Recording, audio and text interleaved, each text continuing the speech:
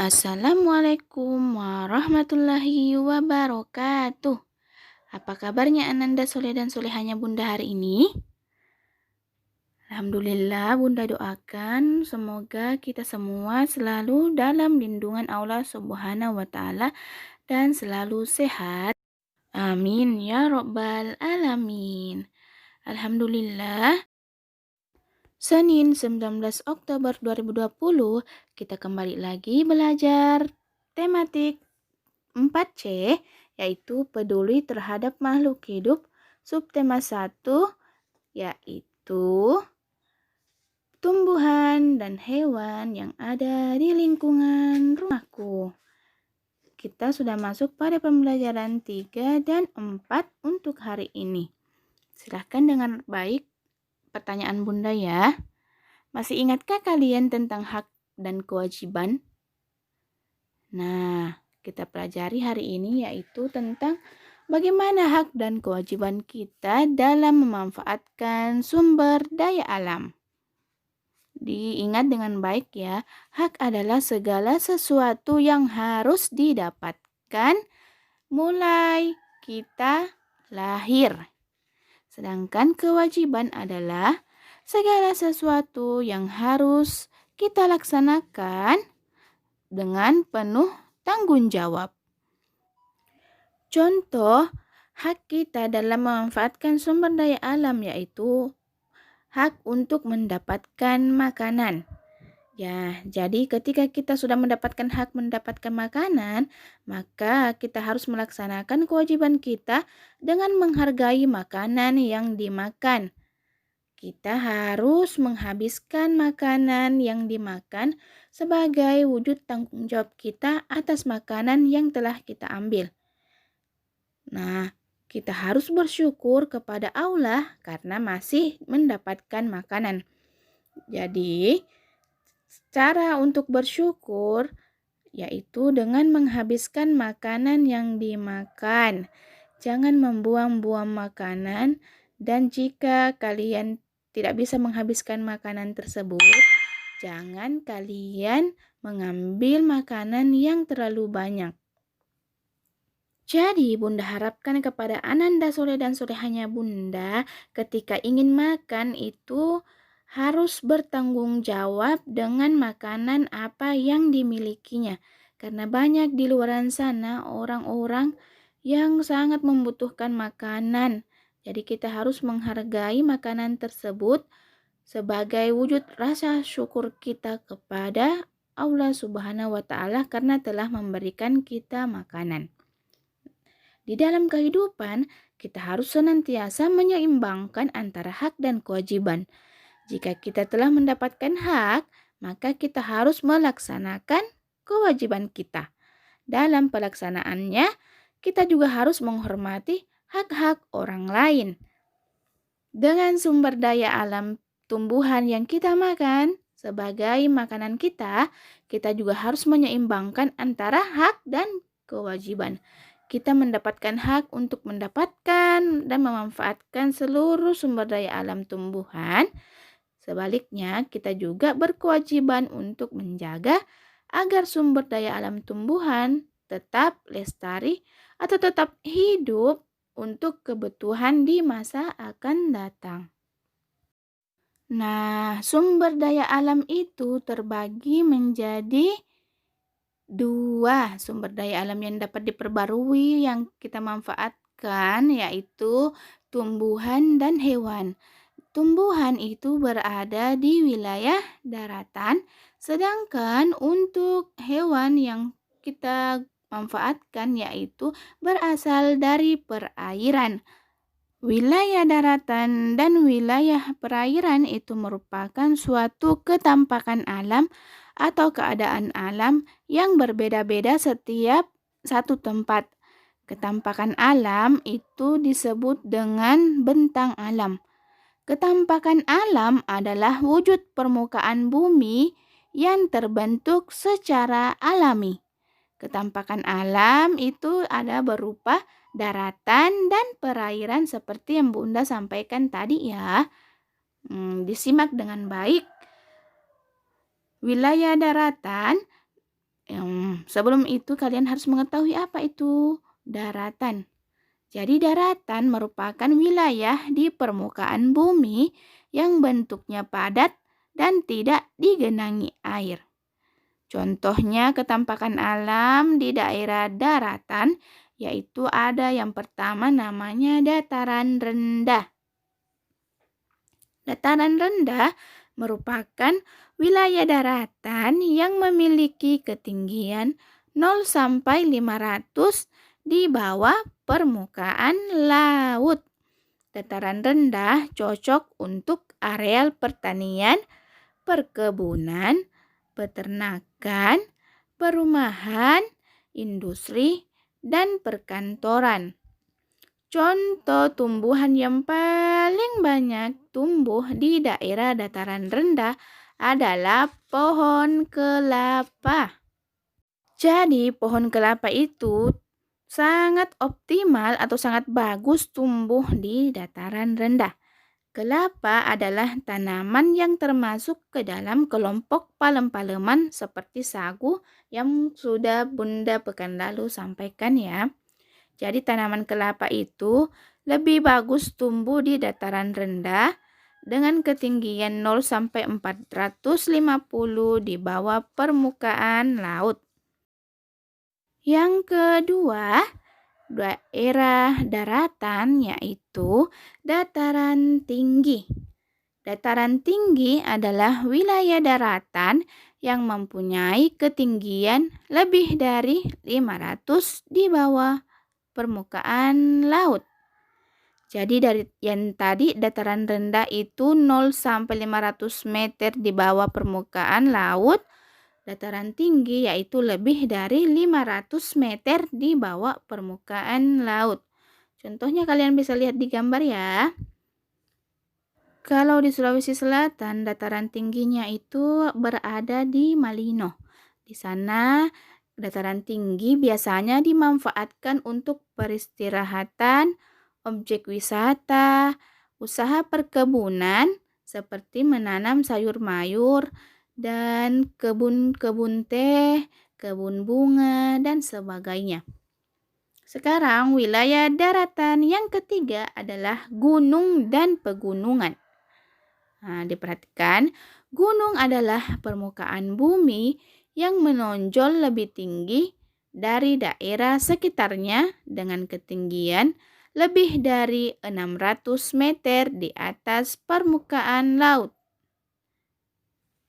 Pastinya kalian sudah pernah lihat gunung semua kan? Jadi, di antara gunung-gunung tersebut, rangkaian gunungnya yang saling menyambung antara satu sama lain, tinggi, luas, dan memanjang, itulah yang disebut dengan pegunungan.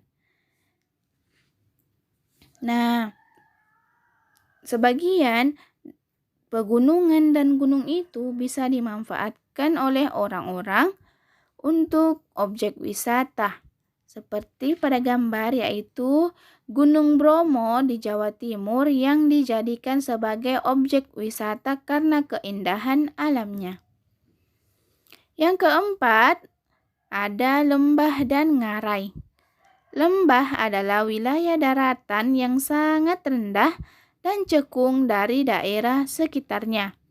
Terdapat di kaki gunung serta sebelah kanan dan kirinya ada sungai. Nah, kalian bisa lihat contoh lembah Bailem yang ada di Papua pada gambar. Itu merupakan lembah yang dimana ada sungai di bawahnya dan ada kaki gunungnya. Kalau di Sulawesi Selatan, kalian juga bisa melihat di Kabupaten Baru ada namanya Lembah Mado. Jadi lembah Mado itu hampir sama dengan gambar pada lembah Baliem itu ada aliran sungai di dekatnya. Kemudian kita lanjut tentang ngarai. Jadi ngarai itu sama dengan lembah ya, tapi lembahnya dalam dan luas dan banyak digunakan untuk pertanian dan pemukiman warga. Contoh ngarai Sianok di Sumatera Barat. Kalian bisa lihat pada gambar ya. Kemudian yang kelima, wilayah daratan itu ada tanjung dan semenanjung. Tanjung atau semenanjung adalah daratan yang menjorok ke laut. Jadi daratannya itu sudah dekat dengan laut. Apa sih perbedaan antara tanjung dan semenanjung? Jadi perbedaan antara tanjung dan semenanjung itu terletak pada ukurannya. Kalau semenanjung itu ukurannya besar, sedangkan kalau tanjung ukurannya kecil. Tanjung di Indonesia itu biasa dibikin sebagai pelabuhan. Contoh tanjung adalah Tanjung Priuk di Jakarta dan Tanjung Perak di Surabaya. Silakan dilihat pada gambar ya. Yuk kita lanjut pada ketampakan alam yang kedua, wilayah perairan. Wilayah perairan adalah bagian dari permukaan bumi yang digenangi air. Sebagian besar wilayah Indonesia terdiri dari perairan. Ya, jadi bentang alam yang termasuk perairan itu yang pertama ada namanya sungai. Pasti kalian sudah pernah lihat sungai kan? Di Pangkep juga ada sungai di bagian kota. Jadi sungai adalah aliran air yang besar yang terdapat di daratan.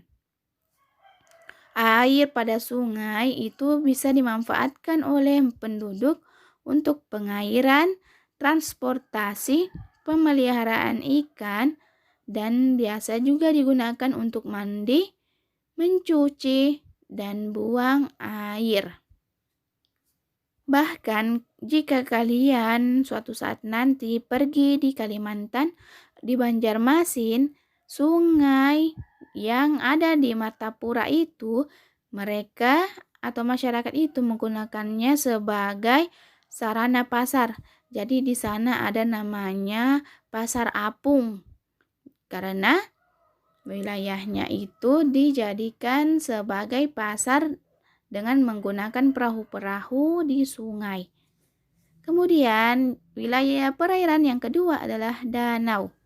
Danau adalah genangan air yang sangat luas dan dikelilingi oleh daratan. Jadi, danau itu adalah air yang sangat luas, kemudian dikelilingi oleh daratan semua di samping-sampingnya. Danau terbagi menjadi dua. Ada danau alami dan ada danau buatan. Danau alam adalah danau yang terbentuk karena peristiwa alam. Contohnya dari letusan gunung berapi, pengikisan tanah dan pergeseran permukaan bumi. Seperti contohnya pada Danau Toba di Sumatera Utara. Danau Toba di Sumatera itu terbentuk karena akibat letusan gunung berapi pada zaman dahulu. Jadi bukan seperti pada cerita dongeng ya. Sedangkan danau buatan adalah danau yang sengaja dibuat untuk kepentingan tertentu, seperti untuk membuat waduk atau bendungan. Danau kadang dimanfaatkan untuk perikanan, perairan, atau pembangkit listrik tenaga air. Yang ketiga, wilayah perairan adalah rawa. Rawa adalah tanah yang rendah dan digenangi air. Biasanya banyak tumbuhan air dan dasar tanahnya berlumpur. Rawa memiliki banyak peran penting bagi kehidupan manusia. Jadi kita harus menjaga kelestarian rawa yang ada di Indonesia. Yang keempat adalah laut. Laut adalah kumpulan air asin yang menggenangi sebagian besar permukaan bumi dan memisahkan antara daratan dan menjadi beberapa pulau besar, pulau kecil, dan benua. Permukaan air selalu bergelombang, berubah, dan bergerak. Laut yang sangat luas itu disebut samudra. Jadi kalau laut adalah kumpulan air asin, samudra, laut yang sangat luas. Laut digunakan untuk jalur lalu lintas kapal dan juga sebagai sumber makanan. Banyak makhluk hidup yang tumbuh dari dasar laut. Dia kita ambil untuk dikonsumsi, seperti berbagai jenis ikan, udang, kepiting, dan rumput laut. Yang kelima adalah selat. Selat adalah laut sempit yang menghubungkan dua pulau atau lebih yang berdekatan. Contohnya di Indonesia ada Selat Madura yang menghubungkan antara Pulau Jawa dan Pulau Madura. Yang keenam adalah teluk. Teluk adalah bagian laut yang menjorok ke daratan. Teluk merupakan laut yang pantainya melengkung, hampir mengitari perairan laut di sekitarnya. Perairan laut di daerah teluk lebih tenang dibandingkan di luar teluk. Oleh karena itu, banyak pelabuhan yang dibangun di daerah teluk. Contohnya teluk Indonesia yaitu Teluk Ciletuh yang berada di Jawa Barat dan sebagai pusat wisata yang sudah diklaim oleh UNESCO. Nah, setelah kalian mempelajari tentang hak dan kewajiban kalian dalam memanfaatkan sumber daya alam, silahkan kalian membuka bukunya halaman 33. Ayo kita baca keragaman tumbuhan di Indonesia berdasarkan letak ketinggian. Setelah kalian membaca 5 paragraf tersebut, kalian silahkan buka buku tulisnya dan buatlah 5 kalimat tanya beserta jawabannya sesuai dengan teks yang kalian sudah baca. Untuk membuat pertanyaan yang baik, kalian harus memperhatikan rules-nya ya atau cara-caranya. Yang pertama, pertanyaan yang baik itu harus diawali dengan kata tanya. Kemudian, pertanyaannya itu untuk menggali tentang informasi yang ada. Bukan hanya jawaban yang jawabannya hanya iya atau tidak ya. Tidak boleh membuat pertanyaan seperti itu. Kemudian menggunakan bahasa Indonesia yang baik dan benar. Pertanyaannya harus sesuai dengan teks bacaan yang telah kita baca. Semangat! Assalamualaikum.